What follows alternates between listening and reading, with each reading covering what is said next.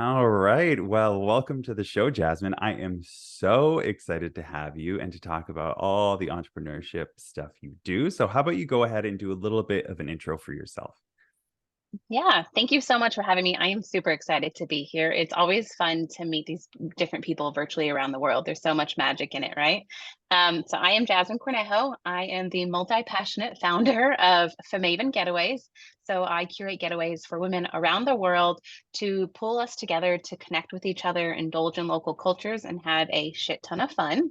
And then my other business is I'm an online business manager and business mentor, helping CEOs essentially scale, but by creating sexy systems. So taking it from messy to sexy. Nice. I love that. And I love the travel because we didn't jump into this before. Usually I have a little meet and greet before we start recording, but I've actually been to like 80 countries and over 200 Oh my cities around the God. world. Yeah. Yes, I love that. Yes, I will work for travel. Not really, but like I will. Like one of But those I would people, too. that's the shirt, like will work for travel. So I love that. I absolutely love what you do. How did you get started on this journey of being an entrepreneur?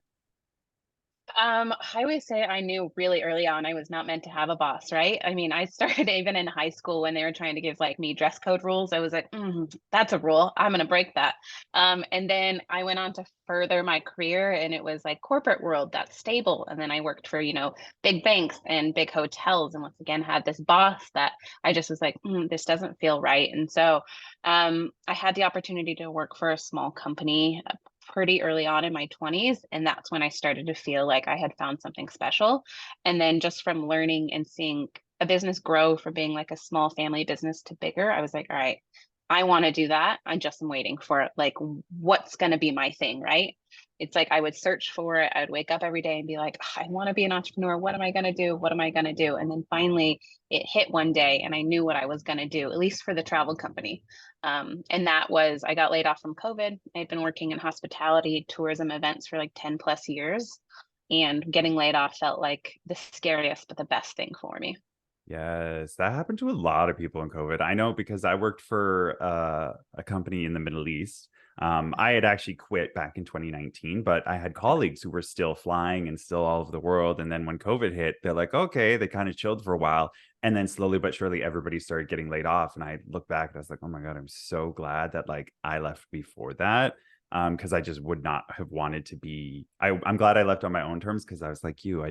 I'm not a great employee in the sense that I'm constantly like, this is awful, this is stupid, you shouldn't do it like this Yeah. doesn't work. Like, why are you doing it like that? But I'm a great employee to like, I'll do the work really well and I do it 100%, but I'll Yeah. it's being done wrong because you're making me do it wrong.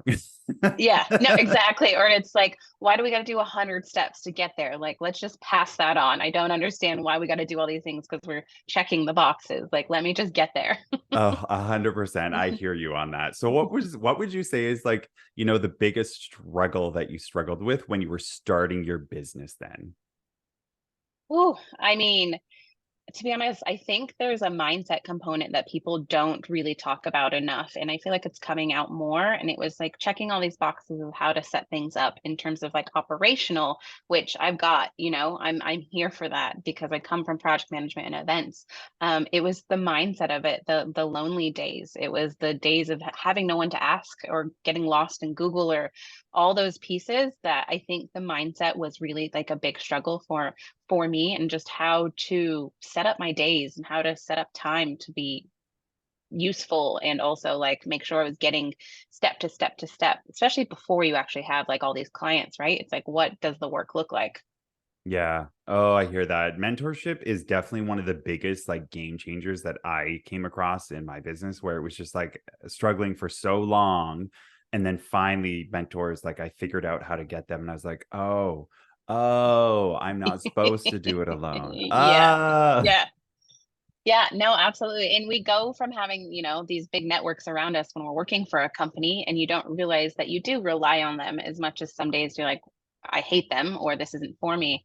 To when you're then on your own, it's like you no longer had that same network to get you to that next place. The other thing Yes. I struggled with is I call it my corporate trauma. It's like I lost my voice and my personality in like writing emails, trying to create blogs, trying to create content, because it was just, I was always being stifled down by them, and trying to be so formal. And even the way I dressed and like the suits and like, it wasn't truly me. And so coming back to create a brand and a personality, it took me a while to get there. Yeah. Do you think you found that like in your email, it was so hard to pull away from that cut and paste dryness that so many corporate emails make you, they're like, do this. And you're like, oh, nobody's going to resonate with that because it's so blasé. What do you do Yeah. now for your emails, like your personality? How do you infuse them in there now? Oh my God, I have so much fun with it. Like, I mean, basic grammar is there, but I've thrown out like the perfect grammar 100%. I mean, there's tools now that kind of helps that, but before that, kind of like talking, but everyone's a lovely girl, hey friend, no one, it's not formal. There's always a cheers. My out of office will never ever be boring again. Like, I'm very much like I'm on vacation drinking margaritas because we enjoy a break, or, I'm at this conference doing this. And I try and really infuse it into my emails and my communication with people to make sure they know that I'm a human on this other side of this. Yes, I think that that's one of the biggest turning points in today's society is that we are rehumanizing the workforce, or at least in my mind, it's what I'm Yeah. trying to do is to rehumanize the workforce and for people to understand that it's like there cannot be there's this concept of like leave your shit at the door and come in and come to work and do your work. It's like, yes, do your work, but like we're humans. You can't do that. We can't, I mean, we can compartmentalize, but it is so Yeah, unhealthy for it us is. that it's like we have to bring our whole selves to work. And I think the companies that are succeeding and that are doing well figured that out and are figuring that out and how to implement that into their systems today.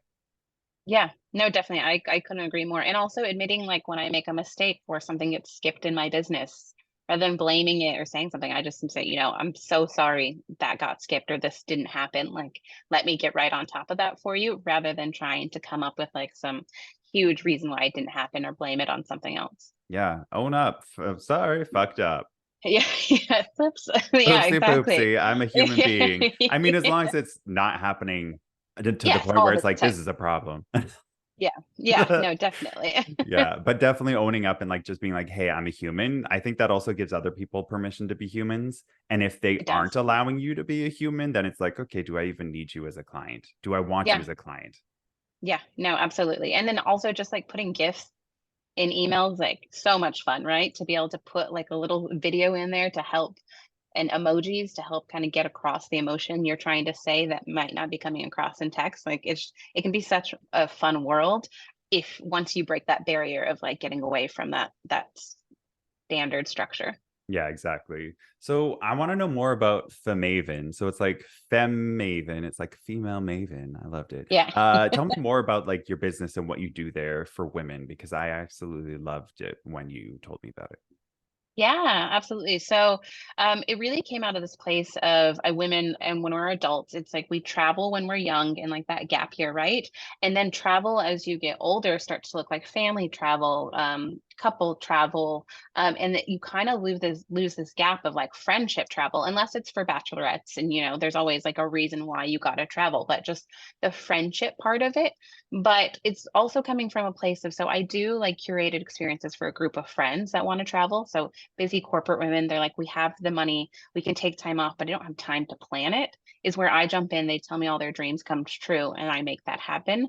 Oh, and then I do this hosted experience, which is truly like my baby, which is where I take women who might not have friends who can travel with them, who financially might be at a different place than their friends, family wise, different place, or maybe their husband's passed away, or they've just recently divorced and are looking to like reconnect with the world and didn't get that chance when they were younger, because it's definitely become more popular now, right? And to where I always say I take like anywhere between 6 and 10 perfect strangers on a trip to a city, and I plan it and I bring us together and we have these adult sleepovers, essentially get to know each other, bond on a different level, and explore these local cultures in a very non-tourist way. And then by the end, I hope that we develop and have lasting friendships out of it. I love that. I love that. That's awesome. And it's so true. Corporate world, everybody does. They grow up. I mean, in that heteronormative world, a lot of people grow up, get married, have kids, do all that stuff. In the world that I come from, the gays, we still very much do our friendship travel. And I everybody's know. always looking at us like, why are they having so much fun? Their lives seem pretty awesome. It's like, Yeah, because we still travel with our friends and we still make a point to include that in our lives. Like, yes, a lot of people don't have kids, which makes it easier. But I think that that's a really important aspect of adulthood that people don't talk about or acknowledge is that you need to still create those moments and carve out that time for that friendship because your partner can't be your everything. They are not Okay. supposed to be. That is way Nope. too much pressure.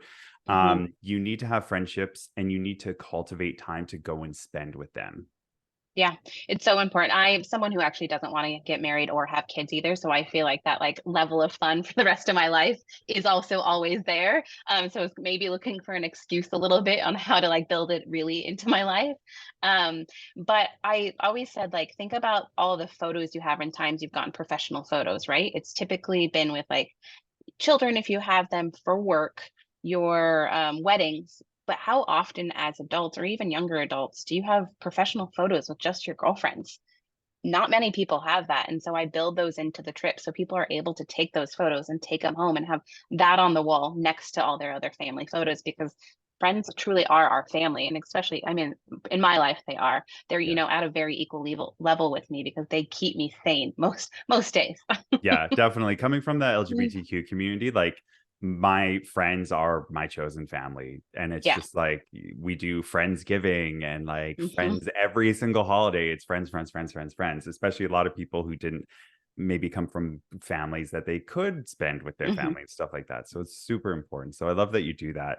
Can I ask like what's one of like the hardest lessons you've learned when you were starting this business? One from when you started the business, and then one maybe from later on down the road. So let's start off with one of the lessons you learned when you first started the business. I think when I first started the business, to be honest, the finances side of it was a really interesting piece for me because and the legal side of it. There's a lot of liability in what I do because I'm taking people and meeting them in different countries. There's, alcohol involved in it typically. There's just like all these moving parts and just not knowing fully or where to Google because I'm not considered a travel agent. I'm more like group tour travel coach. So I play in a little bit of a different field, and there was just no straight on answer or contract or place to get the insurance I needed. And so just like navigating that it was a scary place. And same thing with the finances because like my other business is pretty service based. So it's just like I do the service and it goes out, but I have a lot of incoming money that comes into travel and then a lot of outgoing that goes into it. And in the beginning, I'll be first to admit I was messy. I was real messy with my finances and, barely breaking even on some of my trips because I'd be like, oh, what's extra $10 or what's extra $50 here? Like I want to treat them and I want to make this special. And then coming out of it and being like, well, okay, well, I lost money on that one. That didn't go as well as I wanted it to. And those were probably some of my biggest challenges, like starting off.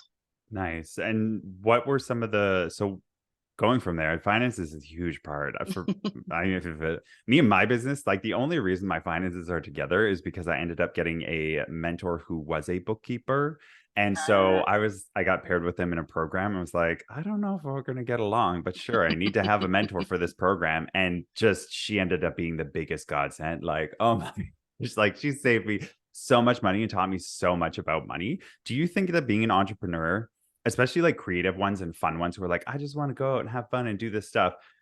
What would you tell them about how to get their finances in order to start with and to not be afraid of it? Because I think that that's a big problem where a lot of entrepreneurs, they have the ideas, they have the goals, and it all just falls short because they just don't know how to financially plan for it or get it together. What are some good first tips or ideas to give somebody to be like, don't be afraid of it.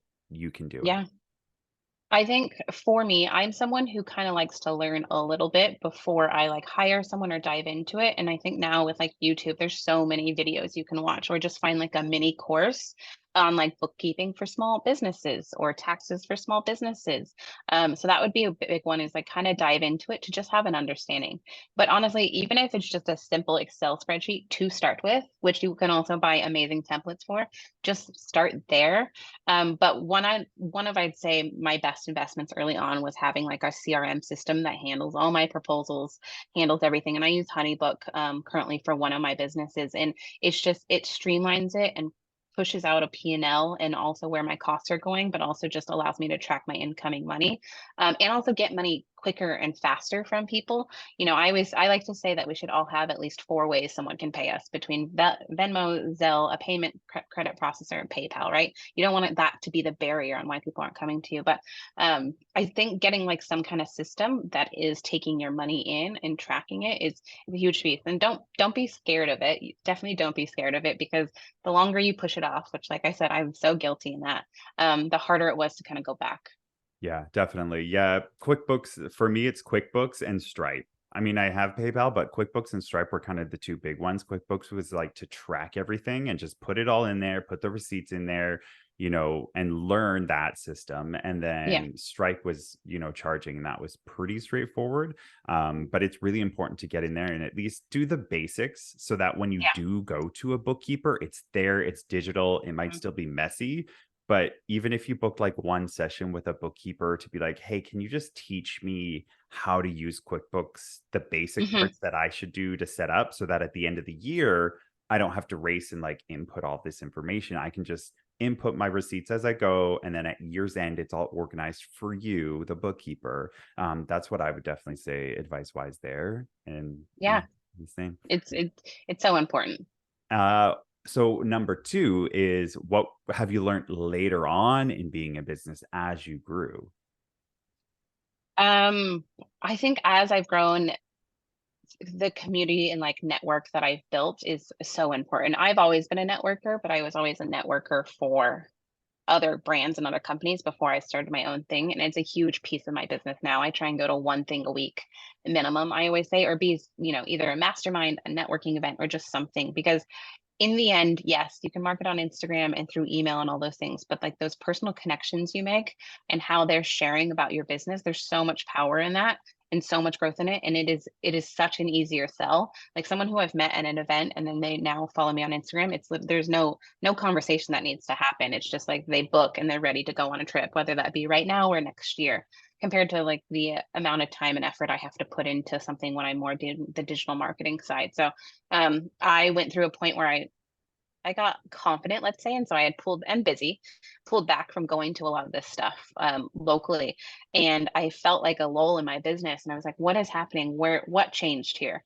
And I realized it was I had gotten too busy to do that stuff and to just keep building my like personal connections, and that was even just a mental thing as well. And once I got back out into it, it was almost like the floodgates opened back up. Yeah, I hear that. I'm a chronic introvert, and so it's really hard for me to convince. I promise myself to do one a month. So Okay. but I have to say that's definitely where my business turned around as well, is when things started going much better for me, is when I finally started to go out and to do these events that other people were at. And especially events that weren't ones that are in my sector. Like I'm in tech, Yeah. SEO. Going to other ones that weren't necessarily in that realm helped, because people in my world don't need my work. It's people Yeah. outside of my world that need my work, Yeah. right? So Exactly. putting myself into these situations and finding these professional settings that I could put myself into, I was like, okay, I got to do at least one a month. It definitely is life changing. It is. And to be honest, I mean, I feel like a podcast is kind of networking in a weird way too. Like you have a podcast because you're meeting people one on one like this, and so it counts. So you are doing more than once a month. Oh, definitely, definitely. Yeah. This is true. You know what? You Yeah. are right. Yeah. But yeah, it's just that was like a huge piece. It's like never forget that part of it. Is like you still need that human connection, and people still need to see the person behind the brands, whether you're attending conferences, which is also a huge component of it, going to smaller events, whatever it might be. And I love what you say about getting outside of your industry, because it's true. That's where the events that are about your industry is where you learn and you grow and you can lean on each other. Outside of it is where potential clients are. Right on the nose, right on the nose. Definitely. Yeah, that's how I use them. I go to like my specific events are for me to learn and grow, and I'm focused. I'm not necessarily networking per se there, but then it's when there's other kind of outside, just like business gatherings or like, hey, a general business meetup or something like that that somebody's throwing out there, that I'm like, okay, I'll go to that. And that will be the networking, trying to kind of maybe let everybody know what the business is and that kind of a thing. So great, Yeah. great advice. I love that. Great Thanks. advice. What has been one of the most rewarding parts about starting your own business?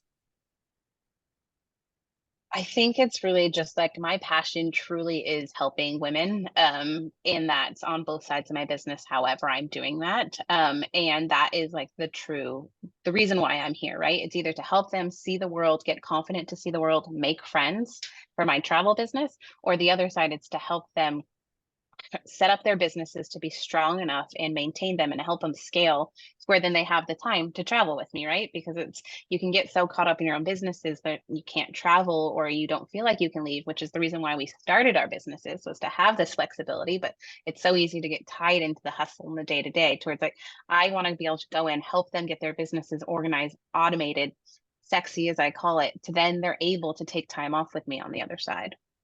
Oh, I love that. That's so important. It's very true. Like, make your time for yourself. As an entrepreneur, you can get in the weeds, and it's just like there's always like, oh, I need to make more money. I need to make more money. I need to do this. I need to do that. There's always going to be that because this is your baby. This It, is what you're growing. You're always yeah. going to feel that need. And unless you learn early on, which mentors help you with this, learn Hmm. early on to carve out that time for yourself and to like set structure, you will burn yourself out very quickly. Very quickly. Yeah, definitely. Have you ever burnt out in your business?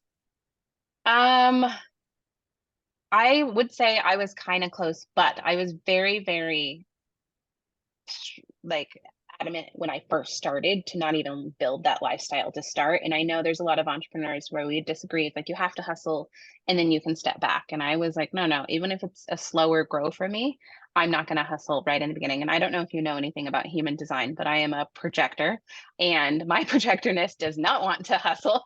There is a very strict line of work, like how much work this little brain can do, which is also probably why I didn't hustle, into where it's taken me a slower grow because I'm not willing to work every night all the time. There's seasons and times where you have to where I've built in a little bit of a slower pace to where I haven't burnt out as much. But that being said, there's certain times where I'm like, all right, I got to step in. To be honest, I'm in that right now. I took some big vacations.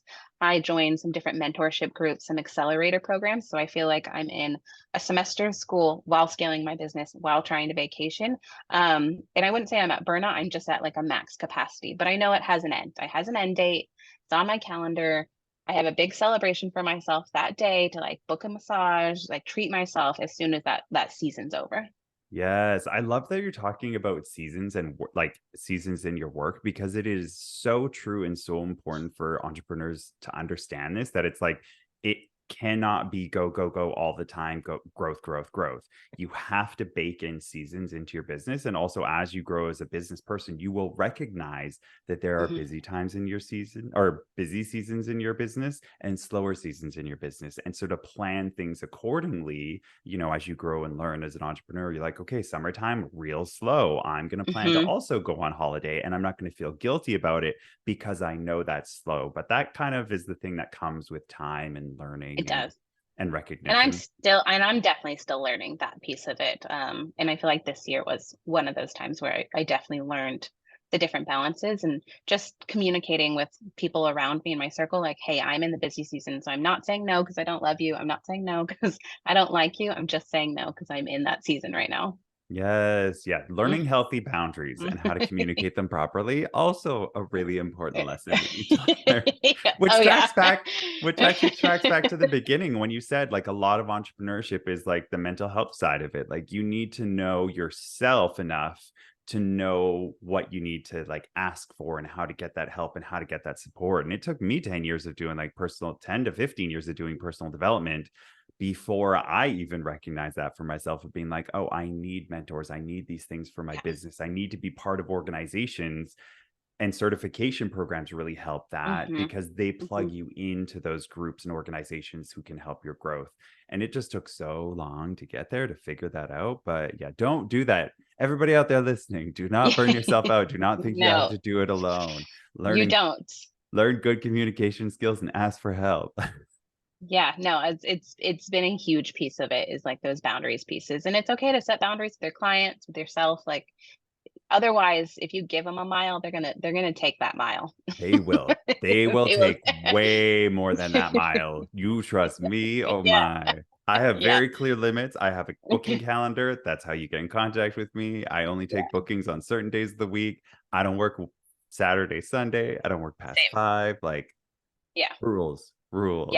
I have the same rules. And I know when I like start working with a new client and I'm like, so what's your schedule look like? And they'll take client meetings all week. And I'm like, how do you get into the deep work when it's just constantly like talk, talk, talk, talk? And you're like, okay, well, I got 30 minutes. So I need to do this thing for 30 minutes. Like for me, there's no way. Like when my extrovert is on, my extrovert is on, and I just want to like play in that world.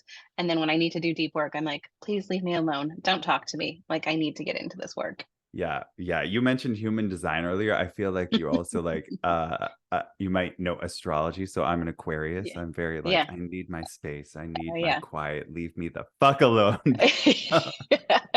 And I'm a Scorpio, but on the Libra side of it. And so I sit in a little bit different side, but very much I have some strict boundaries. And when I'm feeling rubbed the wrong way, it is like we know it's not good.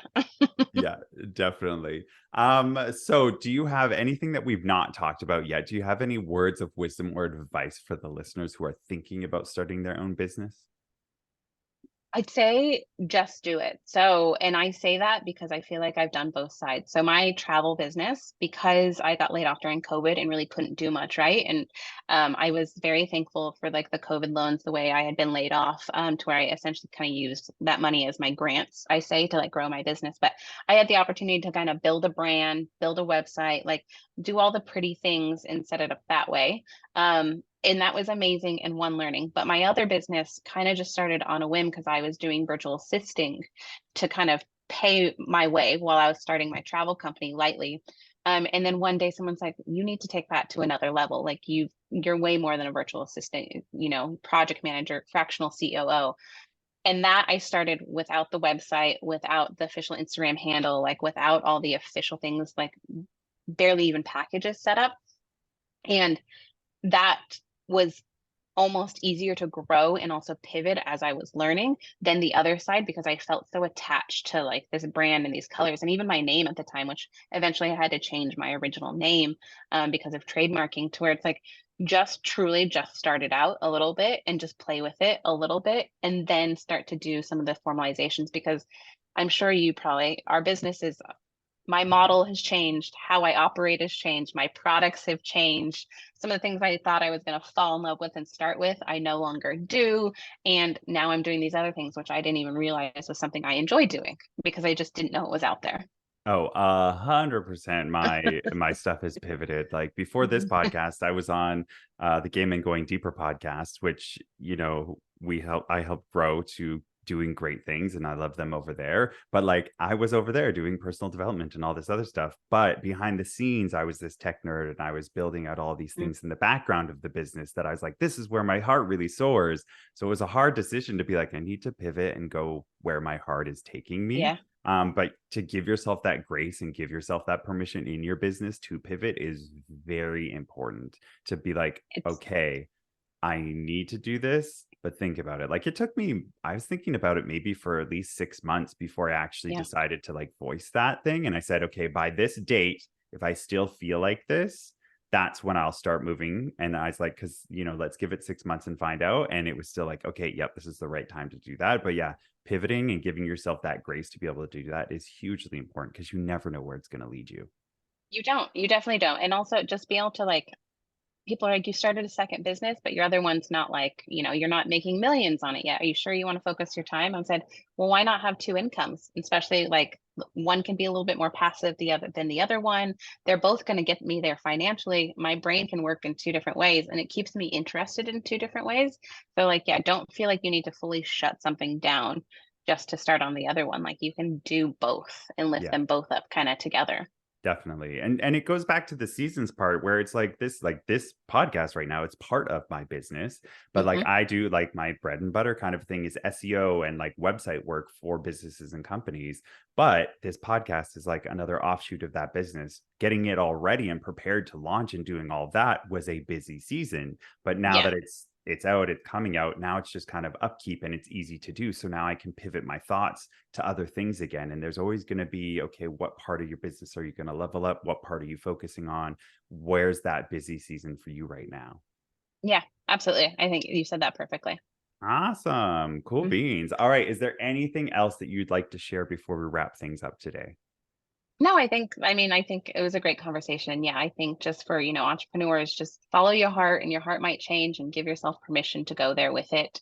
And yeah, make sure you build a sustainable business, not a hustle and grind business, because you won't last in this world. No, no, you will not last. Hustle and grinding, like anytime, I can't remember what that guy's name is, but every time that guy's like hustle and grinding, and like I'm like, oh God, that makes me want to puke. like, like I am not a hustle and grind kind of a business builder. I am strictly focused on doing good work and just like being around people and meeting other people doing the work and like enjoying it and just taking note from them. And I'd rather build a really solid found and stable foundation that then can grow up from there than to Yeah. build it fast and strong and make lots of money right away. It's very like tech bro energy. And I am not about that It's vibe. it's very I worked in a sector of tech because I worked for girls in tech. So and there was a definite energy in that world that it was like eat, sleep, drink tech, which is why their offices are so incredible because they just want to keep you in that hub. And that's why they feed you and give you all the free stuff, is because they're like, stay here, don't leave. Pretend like you have a good, healthy life. Yeah, right. Your life is well rounded, right? We have a yoga room. Yeah, exactly. We have a nap room because you haven't slept in 3 days and you can take a nap in it. You're healthy, right? Oh god. Yeah. Cool. Awesome. So where can people find more about you, about your holiday packages that you offer, all of that kind of good stuff? Yeah, so you can find me for my travel company. It's at FaMAVEN Getaways. And then for my online business management, you can find me at Jasmin, which is JAZMINM Cornejo, or you can find me, which is my favorite, at sexybizsystems.com. So it's BIZZ systems.com. Perfect. So I'll make sure to have those all in the show notes for everybody so you can choose whatever link you need. It has been magical having you on the podcast, Jasmine. Thank you so much for joining me today and sharing Thank your you so insights. much. I appreciate it. I had so much fun. Thank you. Awesome.